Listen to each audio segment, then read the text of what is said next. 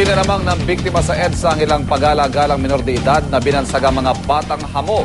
Nakuna ng CCTV ng MMDA ang pakikipagpatintero nila sa EDSA para daw matakasan ng pinaniniwalaang na biktimang taxi.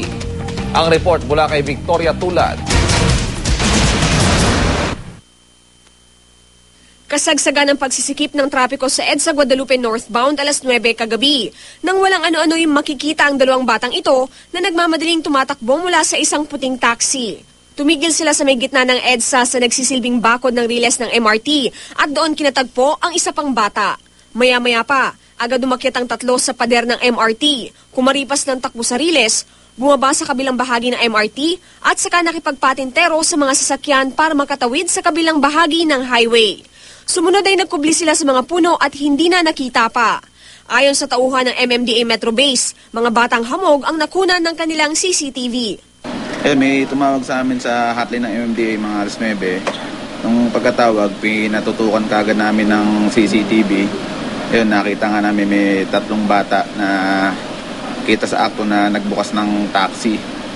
Nung pagkabukas ng taxi, dali-dali tumakbo yung mga bata. Tumawid naman sa kabilang bound sa southbound ng EDSA. Wala hong report kung may nakuwang tao. Bago nito, isa pang sibilyan ang nauna na raw nagtimbre sa MMDA tungkol sa mga batang hamog bandang alas 8 ng gabi. Pero dahil malakas ang ulan ng mga oras na iyon, hindi sila nakita sa CCTV. Usually nangyayari yan sa pagka-traffic.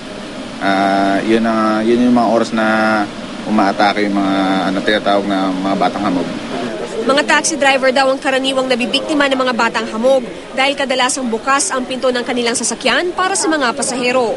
Kaya naman ang mga taxi driver na aming nakausap, hindi na raw magbabaka sakali. Bagamat hindi pa sila nabibiktima ng mga batang hamog, mas mabuti na raw ang mag-ingat. Basta nakapark ako, nakalock lagi yan.